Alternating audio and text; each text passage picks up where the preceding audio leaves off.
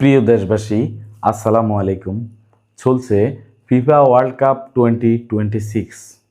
তো আমাদের বাংলাদেশের ম্যাক্সিমাম মানুষই ব্রাজিল এবং আর্জেন্টিনা সমর্থন করে থাকে দলগুলোকে। সে অনুযায়ী যখনই ব্রাজিল এবং আর্জেন্টিনার খেলা আসে, তখন আমরা অনেকেই বিতর্কে জড়িয়ে পড়ি যে কোন দল জয়ী হবে এবং কোন দল জয়ী হবে না। তো সে কারণে আমরা একে অপরের সাথে সংঘাতেও জড়িয়ে পড়ি। তো প্রিয় দেশবাসী, আপনাদের কাছে আমার একটাই অনুরোধ থাকবে যে আপনারা দলের জায়গায় থাকুক, আপনারা আপনাদের জায়গায় থাকেন। আপনাদের যে বন্ধুত্ব বলেন, ভালোবাসা বলেন অথবা এলাকাবাসী বলেন, আপনারা আপনাদের জায়গা থেকে যে যার দল সমর্থন করেন, সমস্যা নাই।